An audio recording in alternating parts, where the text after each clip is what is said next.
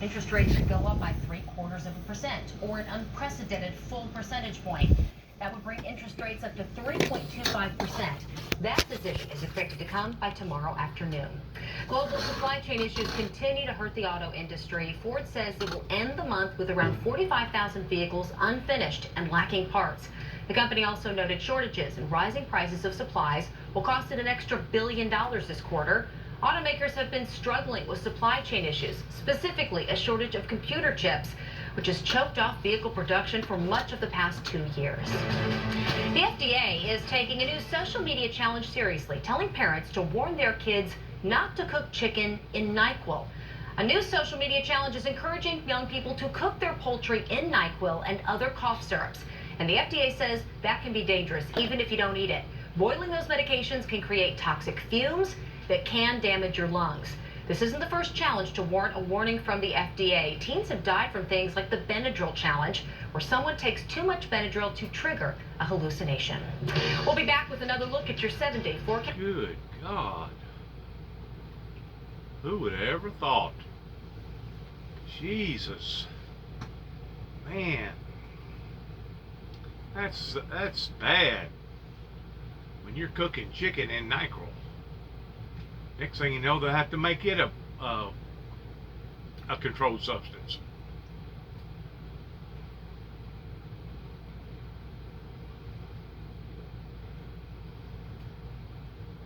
Use ice for 24 hours.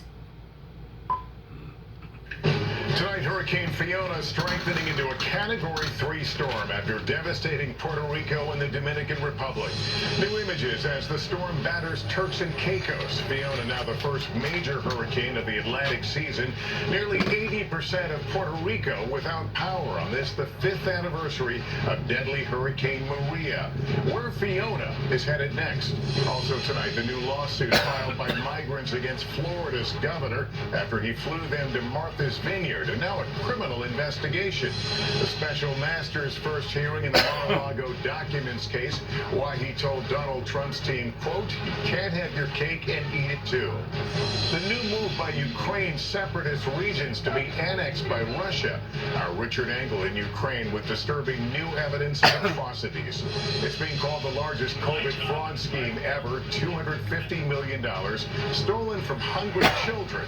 Our Fleecing of America report. NBC News investigates the race to save the Amazon from an illegal gold rush. And our NBC News exclusive, Savannah Guthrie, one-on-one with tennis legend Roger Federer ahead of his last tournament. Would he consider pulling a Tom Brady and unretiring?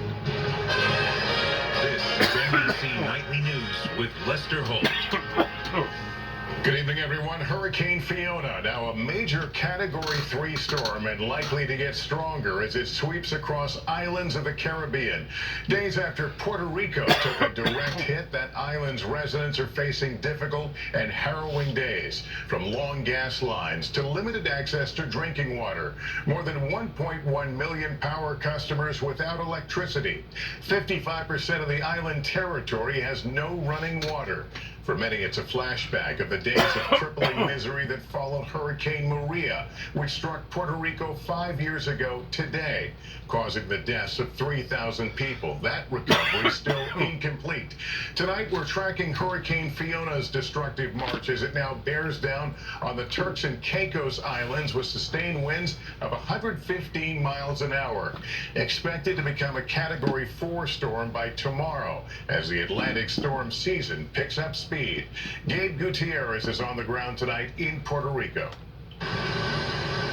Tonight, Hurricane Fiona is lashing Turks and Caicos after intensifying to a Category 3 storm, leaving a trail of destruction across the Dominican Republic and Puerto Rico. Cars flipped downstream, roads washed away. It's now the first major Atlantic hurricane of the season. This morning, in the southern coastal town of Salinas, we met this family returning to their flooded home for the first time. I don't know how to explain here. It's so bad. Like, all the stuff around 80% of Puerto Rico is still without power, 55% is without water, and nearly 100 emergency shelters are open across the island. Around the Caribbean, at least 4 deaths are being blamed on the storm or its aftermath.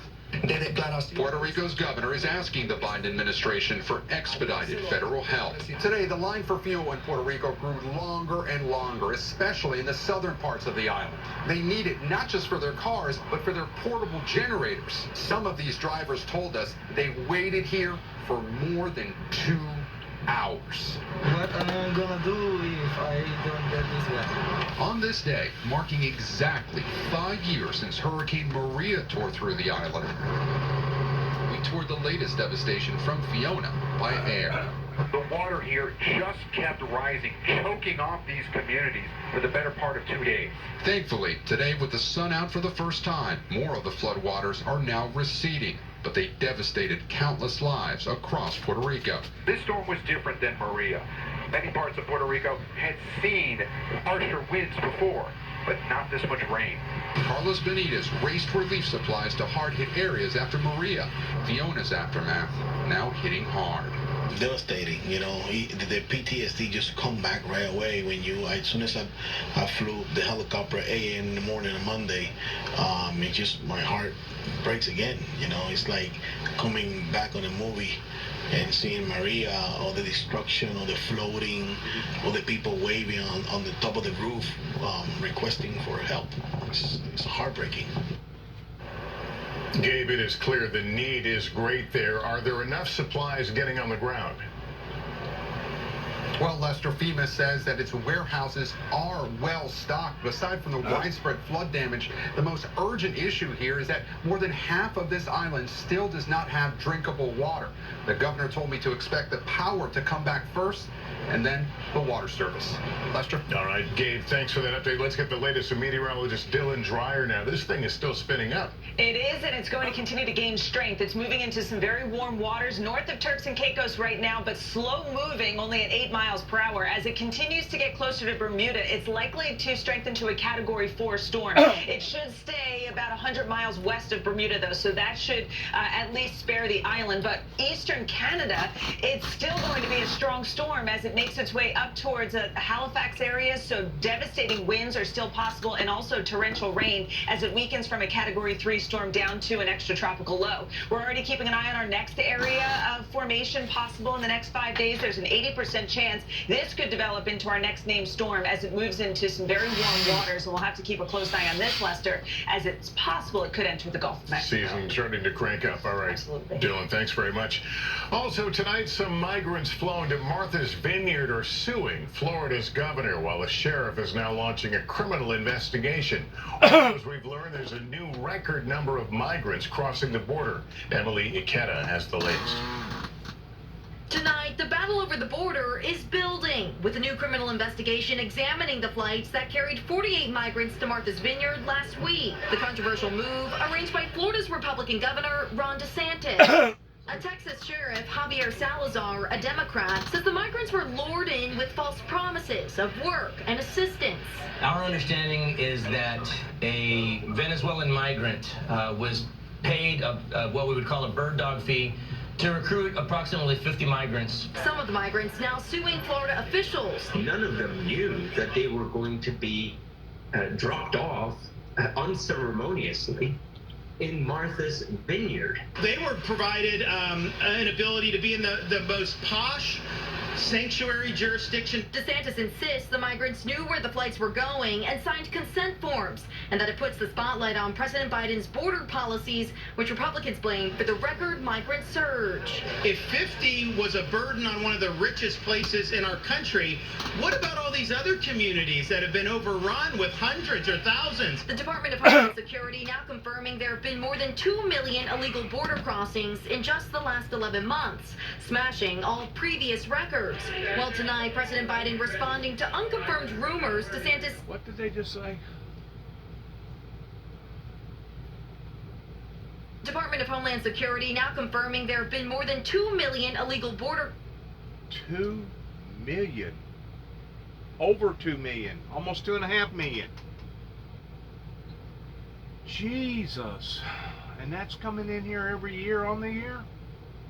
And they wonder how come the drinking water and our resources is running thin.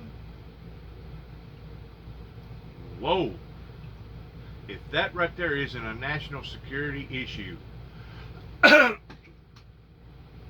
as of right now, nothing would be. And there's no doubt we are an open nation whenever it comes to people wanting to better their lives and come over here illegally. But if you're coming over here illegally and you're causing this kind of problem, the federal government needs to step in. That is unacceptable. And that is not, that's just in the last 11 months. They ain't even hit a whole year yet. They still got another month to add tallies on that, which would be probably another 200,000. Unbelievable.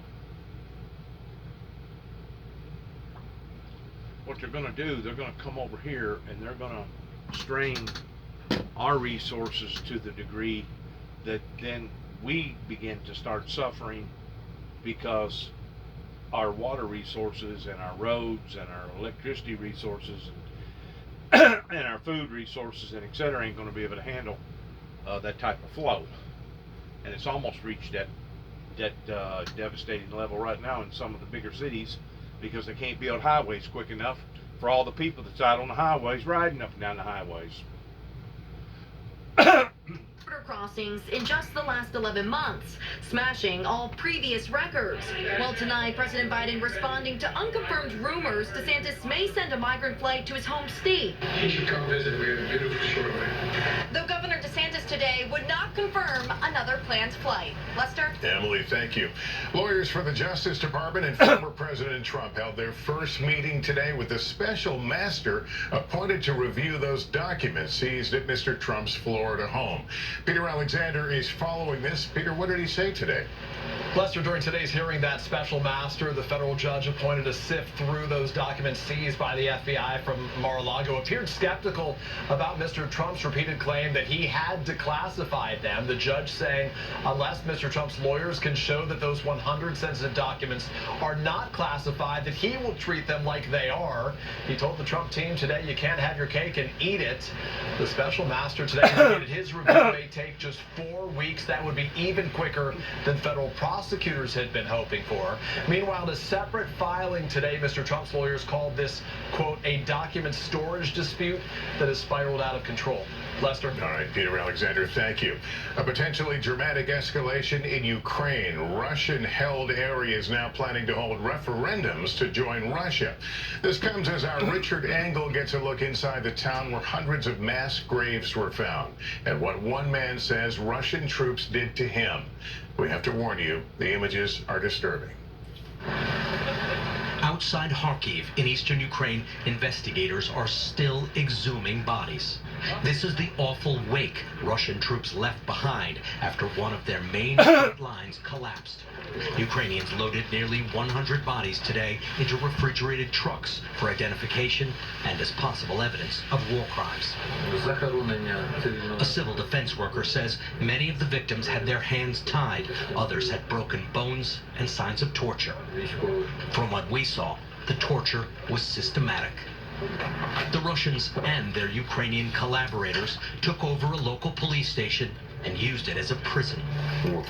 These were the wanted posters of people they were looking for, and they had them up on the walls like this. Some of them look like they've already had a rough time. Maxime told us Russian soldiers brought him here. He ran a lumberyard, and they suspected he was passing information to the Ukrainian military. So this was your cell down this hallway here? Yes, 4 people. 4 people inside. 4 men. Maxime took me to the basement. He remembers the steps he took to get there. So this was the torture room.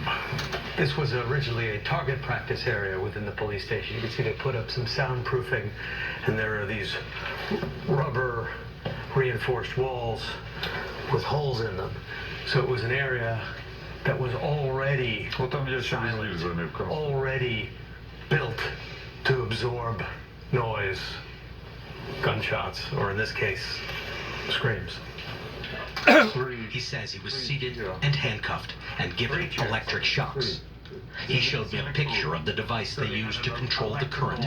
What were they asking you? What do they want to know? Oh, no. They said nothing. I tried to talk to them. They said, you talk. You know what we want. Tell us. Maxim says he was rescued when Ukrainian forces drove the Russians out. Ukraine's military advances are apparently making pro-Russian separatists out here in the east nervous. They plan to hold a vote to join Russia later this week. Critics call the vote illegitimate. Lester? What a chilling account. Richard, thank you. In 60 seconds, the fleecing of America. Our report on what authorities call the biggest COVID fraud case yet. You know, whenever it says in the Bible that Satan is the author of confusion, man, is he ever working overtime? Dozens was scamming. I mean, working overtime. Who do you take it for? They're calling it the biggest theft of COVID relief money ever. The Justice Department charging dozens with scamming $250 million from a program meant to feed children. Ken Delanian has tonight's Fleecing of America report. Prosecutors called it a staggering fraud. The theft of nearly $250 million tax dollars intended to feed hungry children, instead being used to buy cars, houses, and jewelry.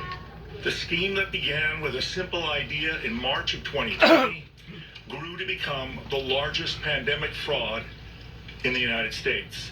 47 people now face charges, including conspiracy, wire fraud, money laundering, and bribery.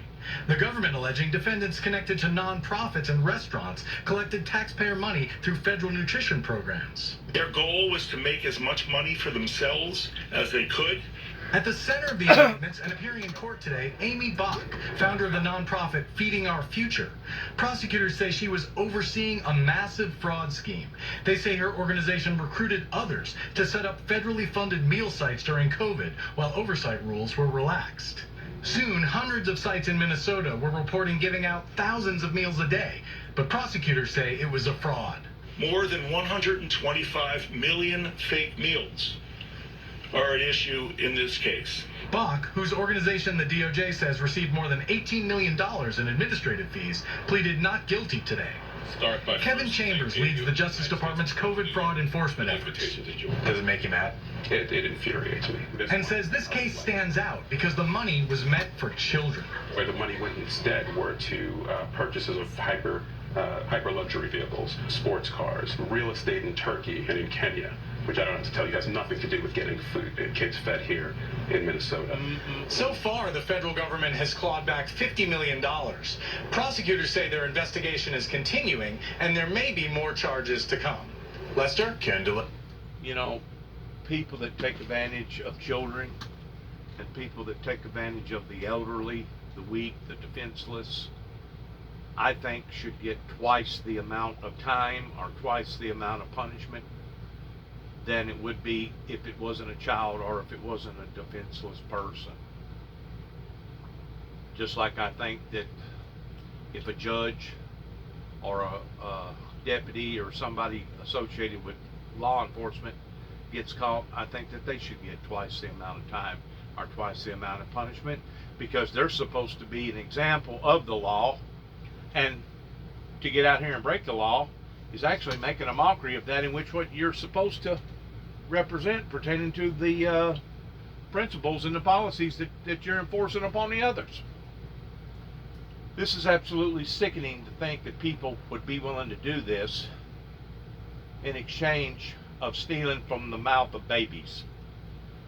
I guess there's only one other case that I can think of that comes close to that, to this particular deal, which was on an independent level, where somebody in southern Illinois was working in a pharmacy that was taking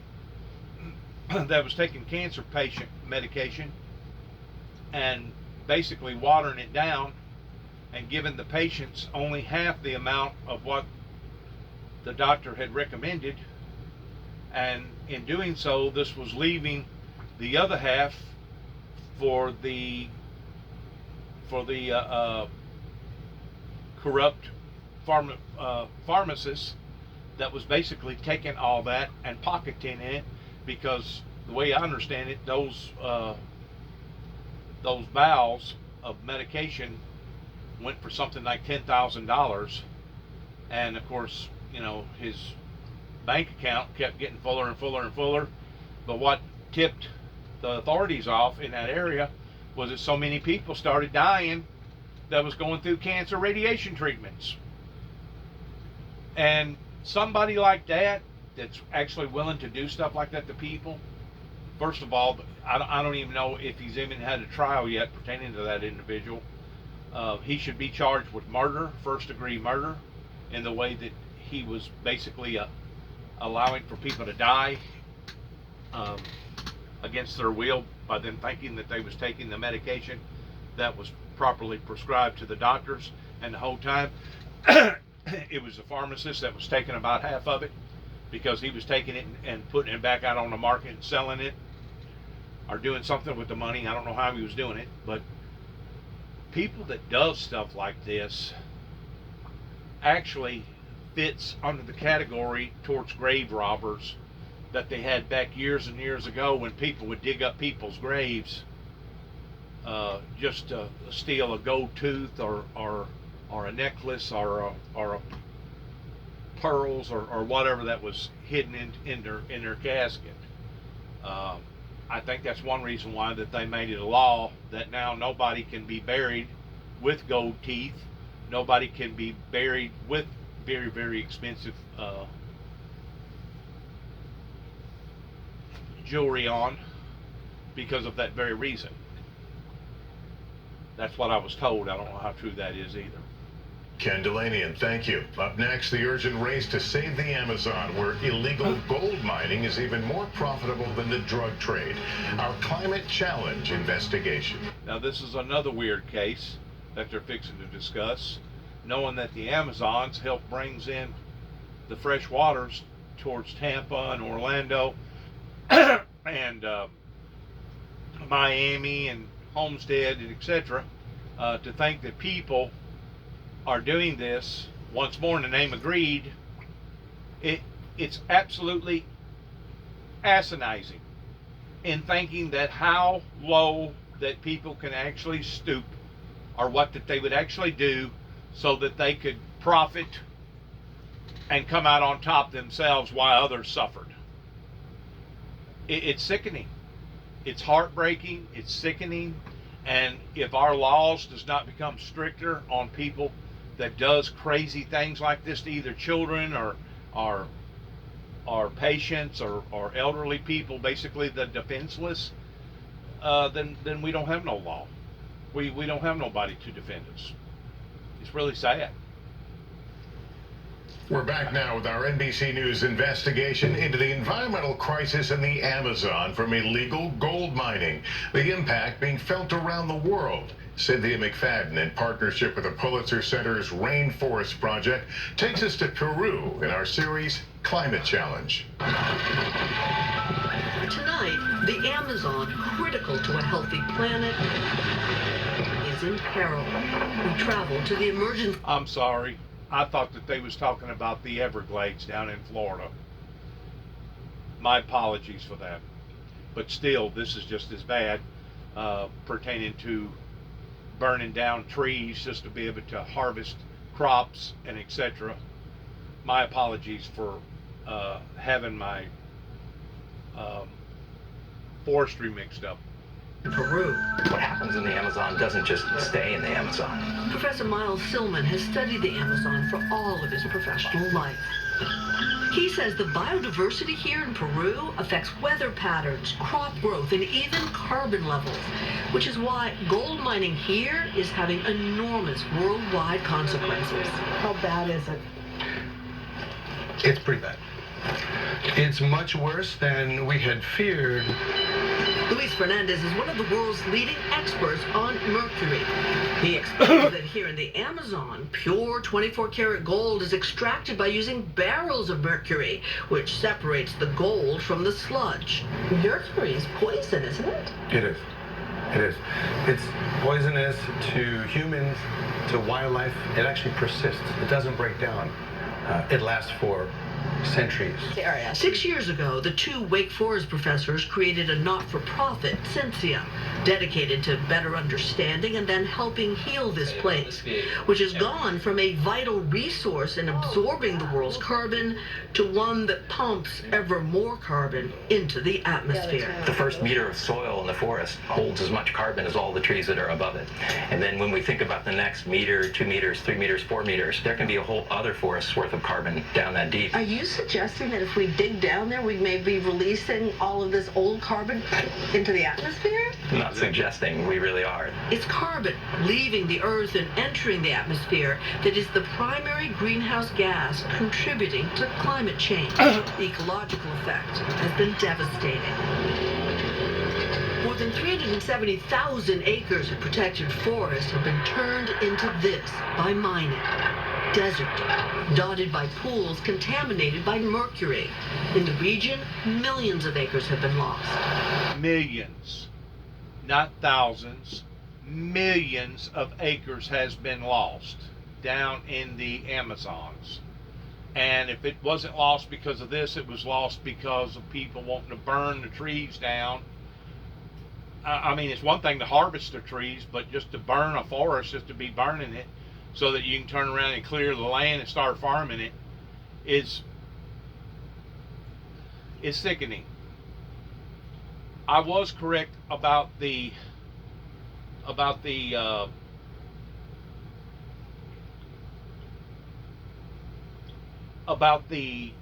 fact that people will go to extremes towards doing whatever that they want to do whenever it comes to buffeting their own pockets.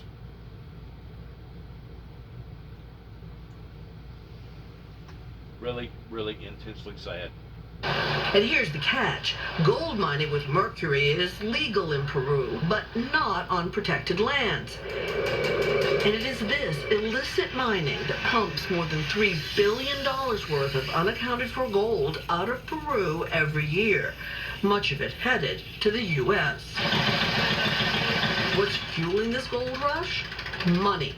The price of gold in 2007 was about $700 an ounce.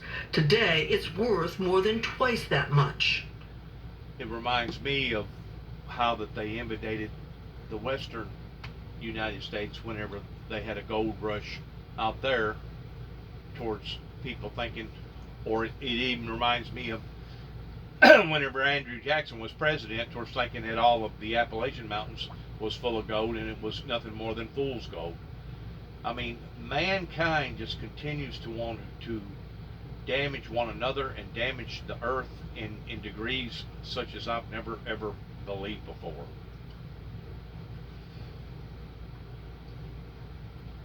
The Everglades down in southern part of Florida that I originally mentioned a while ago is in fact a life support system in and of itself for not only the wildlife down there, alligator country, but it's also a life support system pertaining to fresh water supplies that come into the lower part of Florida that they use to be able to help the survival of Miami and Tampa and Orlando, basically all your southern range areas in Florida. That's basically where they get a great deal of their water. And one of the concerns about global warming pertaining to the Everglades down in Florida is that if the salt water gets so high to the degree that all that vegetation down there won't work as a filtering system, then basically it'll become useless in the degree towards having a fresh water supply system down there, to the degree that we'll have to start using methods like they use in Israel or over in Saudi Arabia towards actually just taking salt water and conforming it into regular drinking water, which the way that I understand that it costs so much money for the equipment and all the piping and the labor involved in it, that once you get through doing all that, it comes up to about $5 or $6 a gallon just for water. We are steadily destroying ourselves. We are steadily destroying our planet. We are steadily destroying one another, all in the name of profiteering, greed, selfishness. And I just never have seen the likes of so much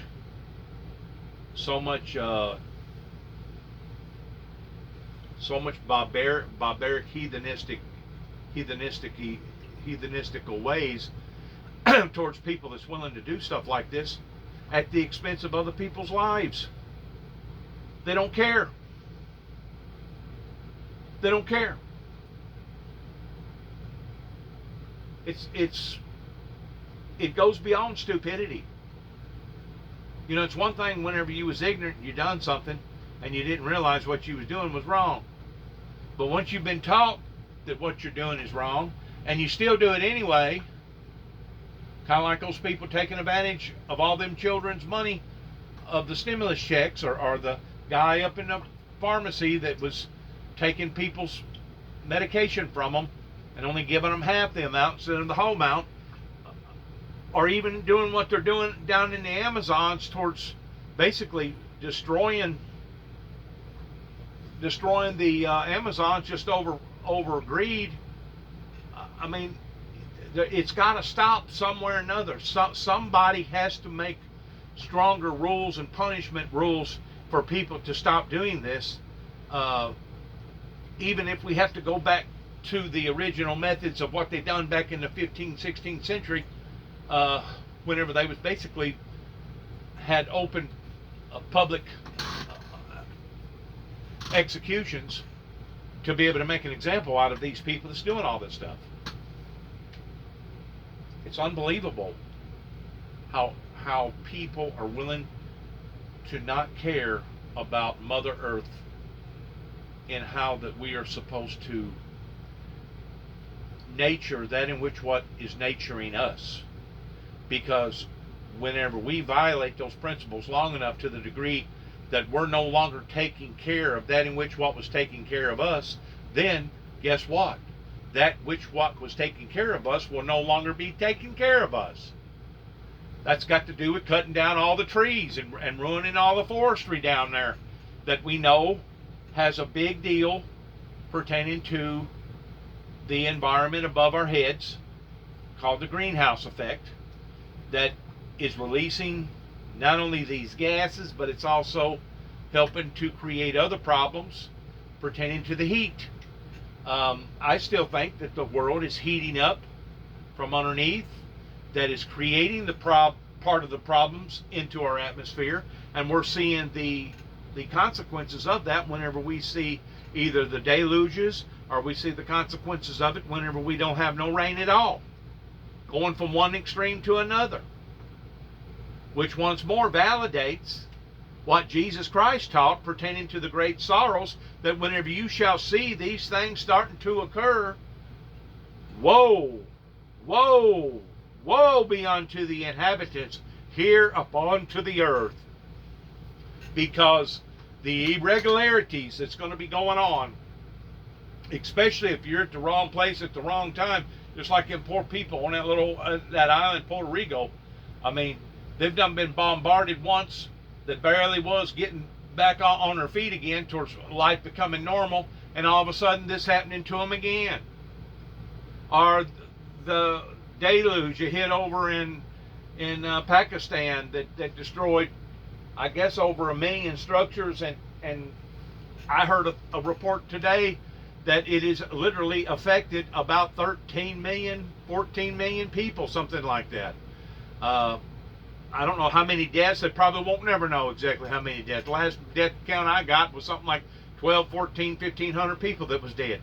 And the water was so relentless that they didn't even have nowhere to bury the dead in dignity.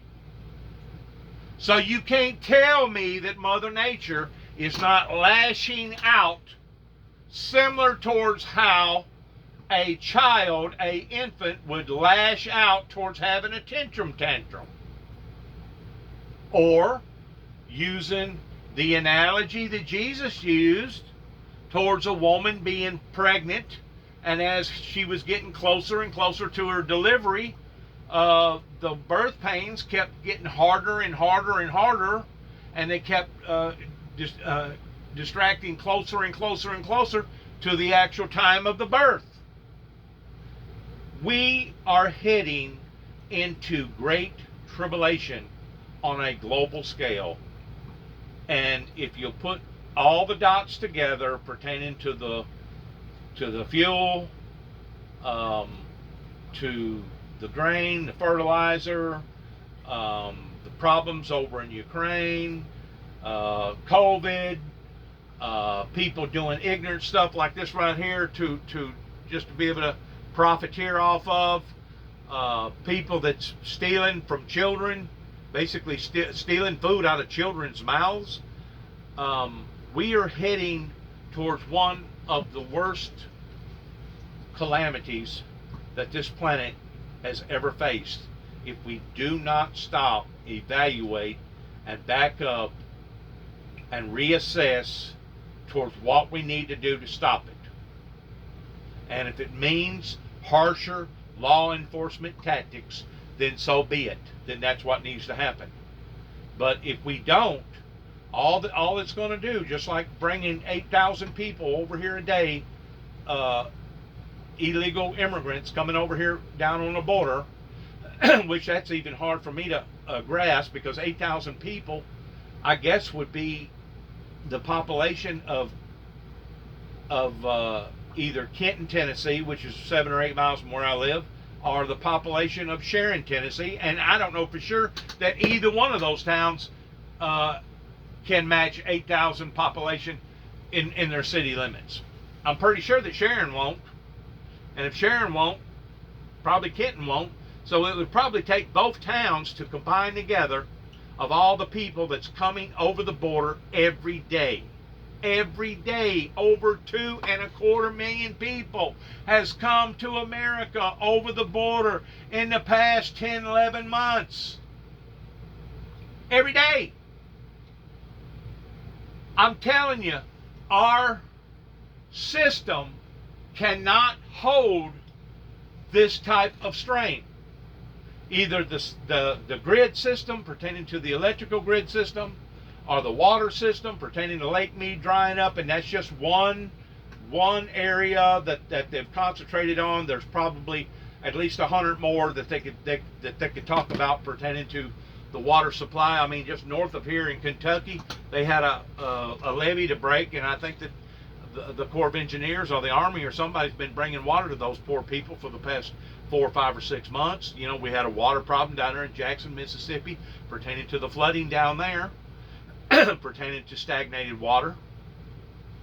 I mean, these are major issues, regardless whether it be fires or floods, one extreme or the other, that if we don't evaluate what's going on, we are heading towards a calamity that will be none other like that this planet can ever imagine. And they're already talking about, you know, severe starvation in a great deal of countries.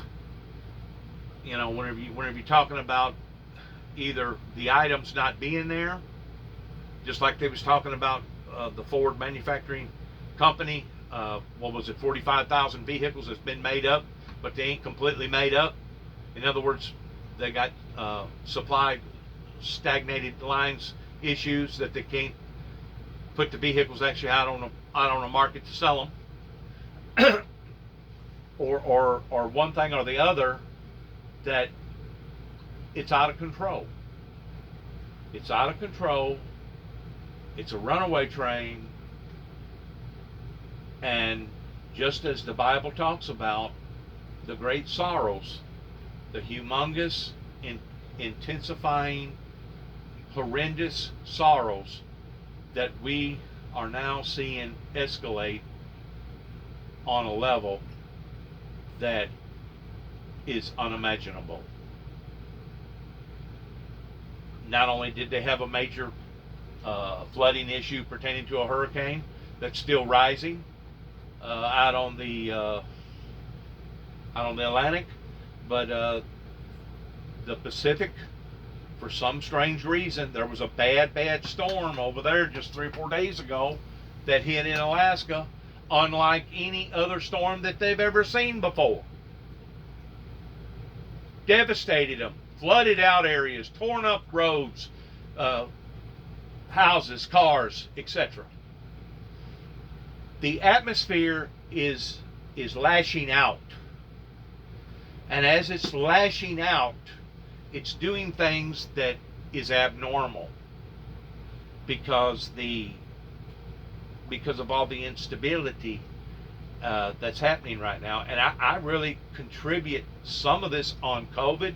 And you may say, well, how in the world can COVID have anything to do with the environment? Well, whenever COVID had hit the world, basically about a third or half of the world shut down. People, wasn't going to restaurants and eating out, and wasn't as many people out on the roads and cars and stuff, and wasn't as many trains running, wasn't as many boats going up and down the road, wasn't as many airlines flying across the Pacific and the Atlantic and places like that.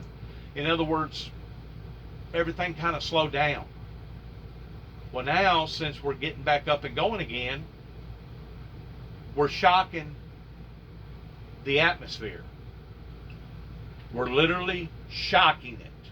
And the reason why that we're shocking it is because all those gases had slowed down for a while, allowing for the greenhouse effect to basically start healing itself. And then all of a sudden, the earth gets cranked back up again. Whoom! Going to rear up again, and now all that same smog and all that same heat and all that same gas and stuff has recently just flooded into our upper atmosphere, and because of it, it's responding irregular. It's responding irregular, such as scientists and meteorologists has never seen before. Never seen before. Never have seen it like this before. And they're down there, where? In the Amazons, digging for gold, burning down forest. Little wonder various transnational cartels and paramilitary groups have gotten involved. Some now making more money trafficking illegal gold than drugs. The situation is seen as so dangerous that the U.S. military has stepped in, providing intelligence to the Peruvian government. This is just the beginning of a massive destruction. Así es. NBC News is the first U.S. television network Peruvian Special Forces has permitted to embed with them since the pandemic. They're in charge of this area. It's called La Pampa. This is not just an environmental disaster. It's also a real question of national and international security. Así es. The Peruvian government declared a state of emergency here, which is still in effect, and launched Operation Mercury 3 years ago. Operation Mercury pertaining to the Amazon wars because of the poisonous chemicals that they're using to be able to bring the gold up into the surfaces, in addition to what they're contaminating the water, which is killing all the stuff over there, and they're just taking the ecosystem in a complete different direction that it shouldn't be going in. And there's going to be consequences on account of it. Major consequences. Major. So this is just absolutely bizarre. We pushed 25,000 miners out of La Pampa. Despite it all, Silman and Fernandez are hopeful. They've made strides in their reforestation work, figuring out what can be replanted, the largest such enterprise in the Americas. That's a beauty. This is called Caliandra. It's a legume, and it's a survivor. This was all desert a few years ago, but with their help and a little push from Mother Nature, it's coming back. nature always heals itself. It just depends on how long it takes. Well, if we don't mess it up too much. The problem with talking to a biologist is I'm thinking nature heals itself on the scales of like asteroids killing dinosaurs and things like that. Yeah, sorry. Realizing that the Amazon doesn't have that kind of time, the battle to save it continues as the destruction rages on. Not only does the Amazon not have that kind of time, but we don't have that kind of time pertaining to see how the things has escalated, intensified,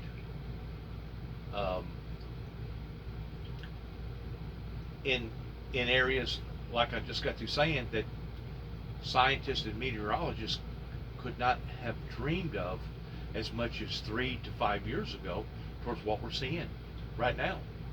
So if we went through these type of changes just in 3 to 5 years, from looking at where we was 5 years ago, 3 to 5 years ago, what is it going to be like in the next 3 to 5 years from now if we don't raise a red flag to all these different issues that are contributing to the Homo sapiens doom and gloom?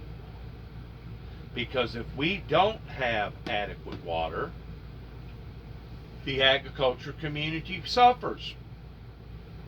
If the agriculture community suffers, guess what? So does the Homo sapien community suffer.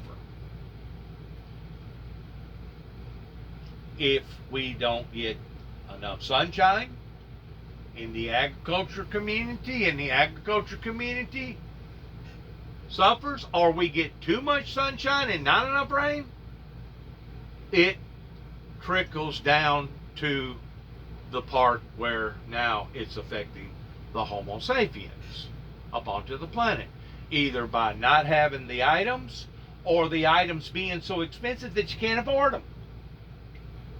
I couldn't tell you just in the past 2.5, 3 years since COVID has hit, how many times that I have went to the same Walmart, to the same aisle, expecting to pick up the same item and it not be there. And I either do without that item, or I compromise and I use something similar to that other item. In other words, I've been exploratory in different foods and different things in the past 2 or 3 years that I didn't even think that I would even begin to have to do. Some of the stuff has actually been favorable towards being my favorites now. Then again, some of it was like I thought it was. It just wasn't as good as the original deal that I had already become basically hooked on or exposed to the degree that now it's challenging just to go to the grocery store sometimes just to be able to get the items that you're looking for. And I couldn't even begin to imagine what it's like in some of these other countries where their inflation has just imploded. I've never had to deal with anything like that. I've seen horrible catastrophes like Katrina and bad tornadoes and bad floods on a smaller scale, but to see a whole country suffering like, let's say, Libya or Colombia or Honduras or Africa, I've never been in environments like that before, and I don't know, I really don't know how I would react if I was forced to be in an environment like that in the regard towards survival. Because that's what it comes down to. It comes down to survival. It comes down to not how hard you work, but how smart that you work towards being conservative with your food, knowing where to store your food, protecting your food, protecting yourself. It's just, I mean, the savagery in the jungle has become much more dangerous just within the past 3 to 5 years, and I tend to wonder, where are we going to be in the next 3 to 5 more years from now as far as the savagery pertaining to survival?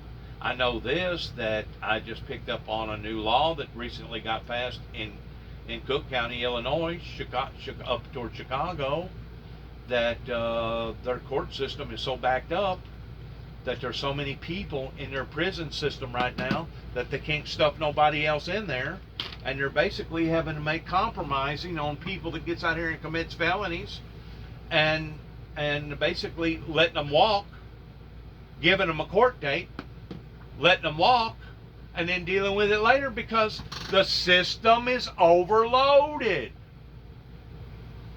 Our resources is being overloaded.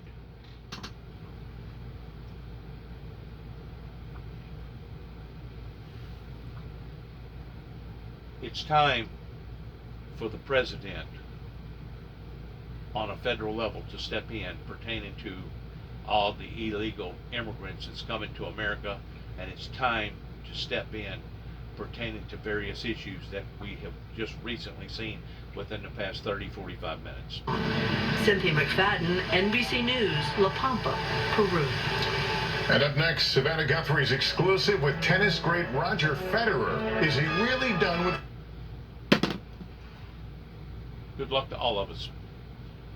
That's the reason why I specifically say that at the end of just about every program. Good luck to all of us. May God bless America. May God bless our troops. May God bless America's endeavors.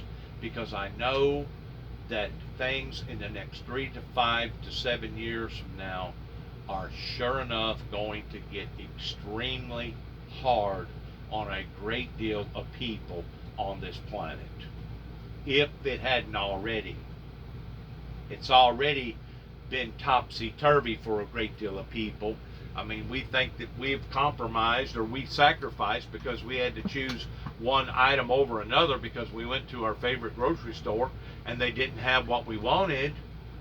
Well, that's just a drop in the bucket compared to what we're probably going to end up seeing in the next 3 to 5 to 7 years from now, if we don't put a brake on this and figure out what's going on, because Satan has basically deceived people in thinking that life was just going to be as normal and just going to run forever.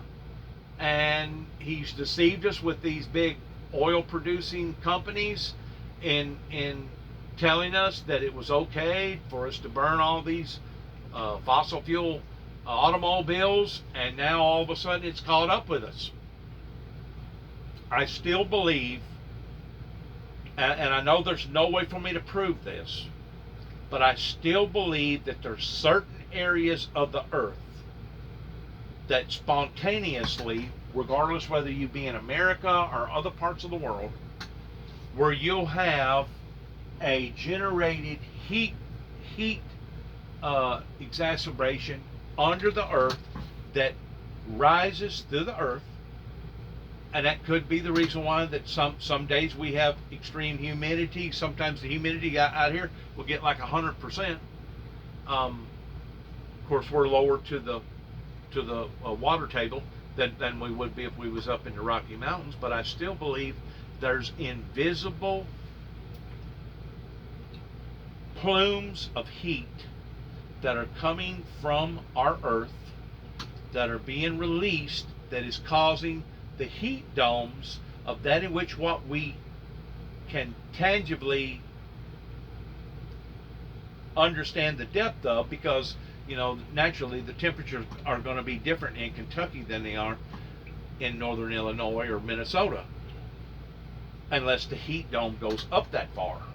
But these plumes of heat that they're saying is coming because of the greenhouse effect, all right, that's part of it. I'm not denying that that's not happening. But the other part of it is all the oil resources that we've drained out of the ground that was put there for a heat shield. That's the only explanation that I can give why that oil was put there to begin with. And we know for a fact that the dinosaurs didn't put it there. And it was put there for a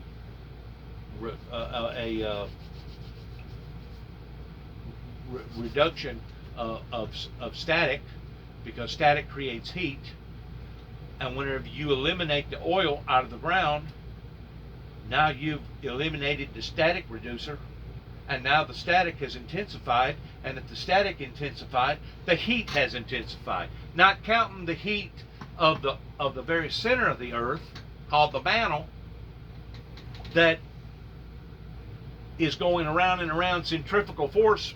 I don't know how many hundreds or thousands of miles an hour that is going around and around and around. It basically creates our North Pole and our South Pole.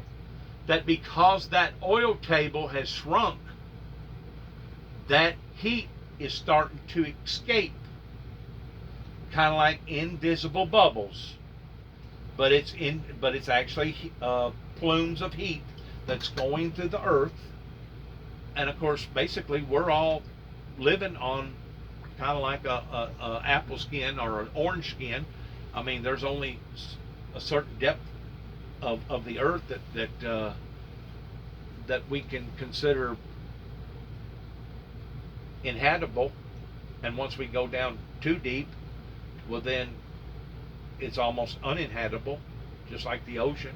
There's places that you can go down into that is habitable for some creatures, but then once you get down into the very, very deep areas, you won't find those same mammals and same fish in the areas that's 5 and 6 miles deep versus a mile deep.